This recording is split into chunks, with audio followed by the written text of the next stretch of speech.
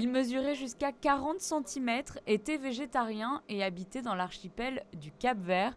Son nom, Macrosynchus coctei, plus communément appelé 5 géants du Cap-Vert. Aujourd'hui réputé disparu, des chercheurs espèrent retrouver sa trace sur un petit îlot désertique de l'archipel, l'îlot Branco. Dans cette région Macaronésie, nous ferons un lien historique et scientifique fort avec l'activité du prince Albert Ier.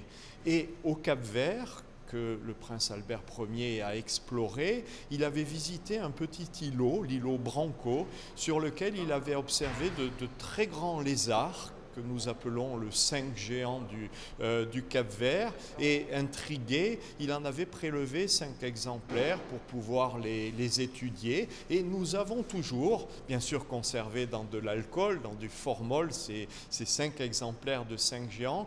La particularité, c'est que depuis la visite du prince Albert Ier, cette espèce a disparu. Elle n'existe plus sur Terre aujourd'hui, et donc nous sommes vraiment un des rares endroits au monde où génétiquement nous disposons de ces espèces. Raquel Vasconcelos du CBO de l'Université de Porto et Aurélien Miralles du Muséum national d'histoire naturelle de Paris se sont rendus au musée océanographique de Monaco pour étudier ces 5 spécimens conservés précieusement et prélevés par le prince Albert Ier au début du XXe siècle. Ils se sont notamment intéressés à l'estomac des spécimens conservés pour comprendre leurs habitudes alimentaires.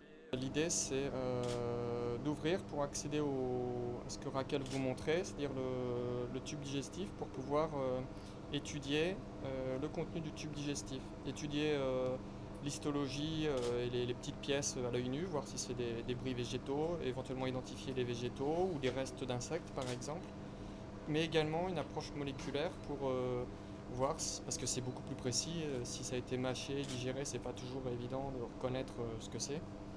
Et donc cette partie-là, c'est Raquel qui va faire ça, parce que c'est un peu l'experte dans ce domaine-là, pour tenter en gros d'identifier et savoir ce que cet animal mangeait à l'époque, parce que en gros on ne connaît rien. Observés pour la dernière fois en 1912, les chercheurs, lors de cette expédition de 3 jours, tenteront de retrouver toute trace éventuelle de ce 5 géant. Ce court séjour sur l'îlot Branco permettra également d'étudier un autre grand lézard, le gecko géant du Cap-Vert, classé lui comme espèce menacée.